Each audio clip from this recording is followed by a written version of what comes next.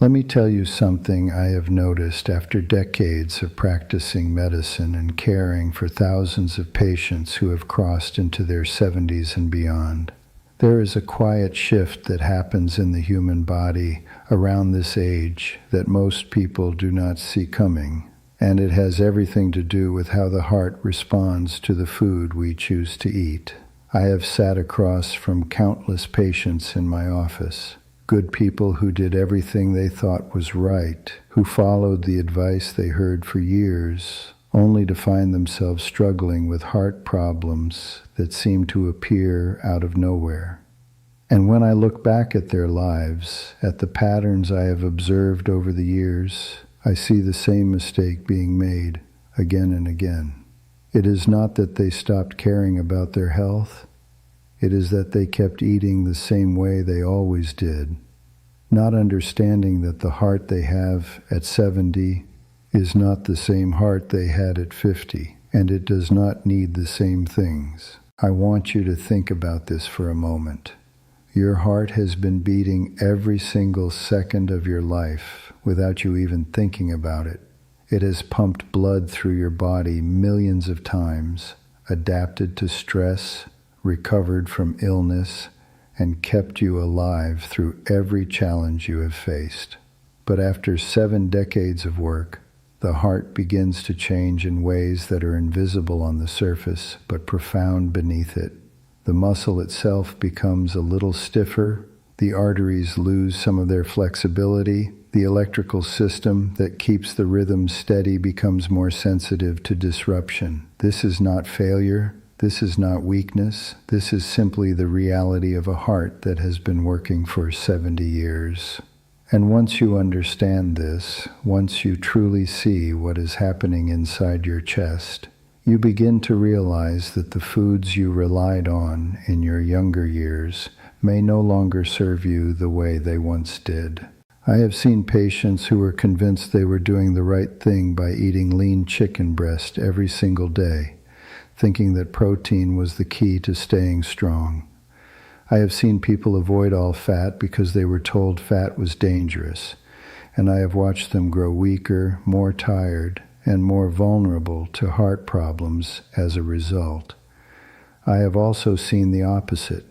People who believed that because they made it to 70 without a heart attack, they could eat whatever they wanted, that their genetics had somehow protected them, and then one day, without warning, the protection runs out. The truth is that after 70, the heart needs something different, something more specific, something that most people are not giving it because they simply do not know. After many years as a doctor, I began to notice a pattern in the patients who aged well, who kept their hearts strong and their minds sharp long into their 80s and 90s. They were not necessarily the ones who exercised the most or the ones who had the best genes. They were the ones who understood either through instinct or through learning that food is medicine, and that the right foods at the right time can protect the heart in ways that no pill ever could. And what I learned from watching these patients, from studying their habits and their choices,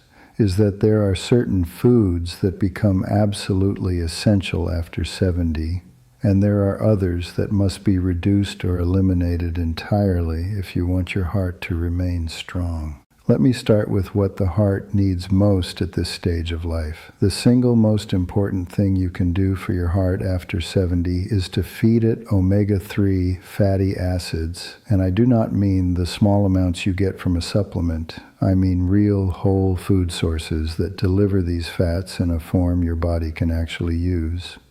The best source, without question, is fatty fish like salmon, mackerel, sardines, and herring. I know some people do not like the taste of fish. I know it can be challenging to prepare, but I have watched too many patients transform their heart health simply by eating fatty fish 3 or 4 times a week to ever tell you otherwise. These fish contain fats that reduce inflammation in the arteries, stabilize the electrical rhythm of the heart, lower triglycerides, and protect against the formation of dangerous blood clots. And here is what most people do not realize after 70. Your body becomes less efficient at producing its own anti-inflammatory compounds, which means inflammation quietly builds up in the walls of your arteries, making them stiff and vulnerable. Omega-3 fats from fish are one of the most powerful tools you have to reverse that process. But it is not just about what you add, it is also about what you take away. And this is where I see the biggest mistakes. I have had patients come into my office with perfectly controlled cholesterol, normal blood pressure, good energy, and yet their hearts were struggling. When I asked them what they were eating, the same foods kept appearing over and over again. White bread, pasta, rice, potatoes, processed snacks, sugary drinks, foods that spike blood sugar rapidly and repeatedly throughout the day. Now let me be very clear about this. I am not saying you can never eat these foods. I am saying that after 70, your heart cannot tolerate the constant rise and fall of blood sugar the way it used to. Every time your blood sugar spikes, your pancreas releases insulin, and over time, if this happens too often, your cells stop responding to insulin the way they should. This is called insulin resistance, and it is one of the main drivers of heart disease in older adults. It leads to weight gain around the belly, high triglycerides, low good cholesterol, high blood pressure, and eventually damage to the heart muscle itself. So what do I tell my patients to eat instead? I tell them to build their meals around foods that keep blood sugar stable, foods that nourish the heart without causing inflammation or stress. That means vegetables, as many as you can eat, in as many colors as you can find. Dark leafy greens like spinach, kale, and collard greens are rich in magnesium and potassium, two minerals that help regulate the heartbeat and keep blood pressure in check. Cruciferous vegetables like broccoli, cauliflower, and Brussels sprouts contain compounds that support the liver in clearing out toxins and excess cholesterol. Brightly colored vegetables like bell peppers, tomatoes, carrots, and beets are full of antioxidants that protect the cells lining your arteries from oxidative damage. And then there are the healthy fats, the ones that people have been told to avoid for so long, but that are actually essential for a strong heart after 70. I am talking about extra virgin olive oil, avocados, nuts, and seeds. These foods provide fats that lower bad cholesterol, raise good cholesterol, reduce inflammation, and keep the arteries flexible. I have had patients who were afraid to eat avocados because they thought the fat would clog their arteries, and I had to explain to them that the opposite is true, that the monounsaturated fats in avocados actually help clear the arteries and protect the heart. The same goes for olive oil. I tell my patients to use it generously on salads, on vegetables, even just drizzled over fish. It is one of the simplest and most effective ways to protect your heart. Now let me talk about protein, because this is another area where I see a lot of confusion. Many people over 70 are not eating enough protein, and their muscles are wasting away as a result. But here is the thing, the type of protein matters just as much as the amount. Red meat, especially the fatty, processed kinds like bacon, sausage, and deli meats, can be harmful to the heart when eaten too often. These meats are high in saturated fat, which raises LDL cholesterol, and they also contain compounds that promote inflammation and increase the risk of blood clots. I'm not saying you can never eat red meat, but I am saying it should not be your main source of protein.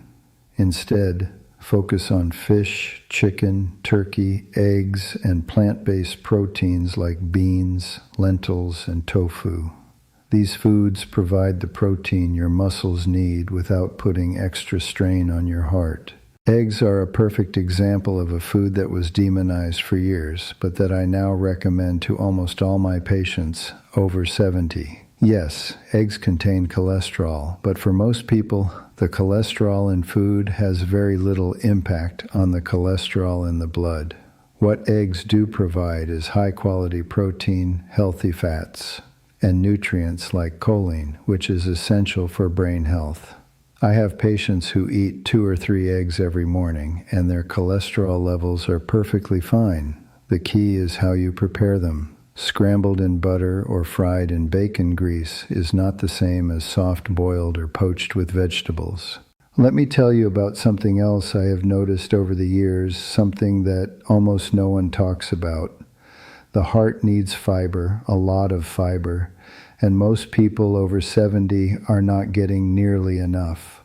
Fiber does not just help with digestion, although that is important too. Fiber binds to cholesterol in the digestive tract and helps remove it from the body before it can be absorbed into the bloodstream. It slows down the absorption of sugar, preventing those dangerous spikes in blood glucose. It feeds the healthy bacteria in your gut, which produce compounds that reduce inflammation throughout the entire body, including in the arteries. And yet, when I ask my patients how much fiber they're eating, most of them have no idea, and when I calculate it based on what they tell me, it is usually less than half of what they need. The best sources of fiber are whole grains like oats, barley, and quinoa, legumes like beans, lentils, and chickpeas, and of course fruits and vegetables. I tell my patients to start their day with a bowl of oatmeal topped with berries and nuts. That one meal alone provides more fiber, antioxidants, and healthy fats than most people get in an entire day, and the impact on the heart is remarkable. I have seen patients lower their cholesterol by 20 or 30 points just by adding more fiber to their diet, no medication required. Now I want to address something that I know many people struggle with, and that is salt. For years we have been told that salt is bad for the heart, that it raises blood pressure and increases the risk of heart attack and stroke. And while that is true for some people, especially those who are sensitive to sodium, the bigger problem is not the salt you add to your food at home. It is the hidden salt in processed and packaged foods. A single serving of canned soup can contain more than half the sodium you should have in an entire day. A frozen dinner, a bag of chips, a slice of pizza, these foods are loaded with salt. And when you eat them regularly, your blood pressure climbs without you even realizing it. So instead of worrying about the pinch of salt you put on your vegetables, worry about how often you are eating foods that come in a box, a bag, or a can. And then there is sugar, the other silent killer that most people do not take seriously enough. I am not just talking about desserts and candy, although those are part of the problem. I am talking about the sugar that is hidden in everything, in bread, in yogurt, in salad dressing, in drinks that are marketed as healthy. Sugar damages the heart in multiple ways. It raises triglycerides, promotes weight gain, increases inflammation, damages the lining of the arteries, and accelerates the aging process at a cellular level. And after 70, your body is less able to handle the metabolic stress that sugar creates. I have had patients who gave up sugary drinks and processed sweets and lost 20 pounds without changing anything else, and their heart health improved dramatically as a result. But here is what I want you to understand, and this is the part that most people miss. Eating for a strong heart after 70 is not about deprivation. It is not about suffering through bland meals or giving up everything you enjoy. It is about making conscious choices that honor the body you have now, not the body you had 20 years ago. It is about recognizing that your heart has carried you this far and that it deserves to be cared for with intention and respect. And the beautiful thing is that when you start eating the foods that truly nourish your heart, you feel better, you have more energy, you sleep more soundly, your mind becomes clearer, and your body becomes stronger. I have watched this transformation happen in my patients over and over again. I remember one patient in particular, a person in their mid-70s who came to me exhausted, short of breath, struggling to walk up a flight of stairs. The medications were helping a little, but not enough. We sat down and went through everything this person was eating, and it became clear that the diet was working against the heart, not with it. Too much sugar, too many refined carbs, not enough vegetables, not enough healthy fats, not enough fiber. We made changes slowly, one meal at a time, one habit at a time. Within 3 months, this patient had lost 15 pounds, had more energy than they had felt in years, and was walking 2 miles a day without any shortness of breath. The heart had not gotten younger, but it had gotten stronger, and that is what matters. So let me bring this all together for you, because I know it can feel overwhelming when you start thinking about everything you are supposed to eat and everything you are supposed to avoid. The truth is, it does not have to be complicated. If you can focus on a few simple principles, you will be doing more for your heart than most people ever do. Eat fatty fish at least 3 times a week. Fill half your plate with vegetables at every meal. Use olive oil as your main source of fat. Choose whole grains over refined grains. Eat beans or lentils several times a week. Limit red meat and avoid processed meats. Cut out sugary drinks and reduce added sugar as much as possible. Avoid processed and packaged foods whenever you can, and drink plenty of water throughout the day. These are not radical changes. These are not impossible demands. These are simple, sustainable choices that add up over time to create a heart that is resilient, strong, and capable of carrying you well into your 80s, 90s, and beyond. And I know this because I have seen it happen not once or twice, but hundreds of times in my own practice. I have seen people reverse damage that everyone thought was permanent. I have seen hearts that were weak become strong again. I have seen lives extended and enriched simply because someone decided to take responsibility for what they were putting into their body. And that is really what this comes down to, responsibility. Not guilt, not shame, not perfection, but a quiet, steady commitment to taking care of yourself in a way that reflects the value of the life you have lived and the life you still want to live. You have made it to 70 or beyond, and that is no small thing. Your heart has been with you every step of the way, and it will continue to be with you if you give it what it needs. The power is in your hands, on your plate, in the choices you make every single day.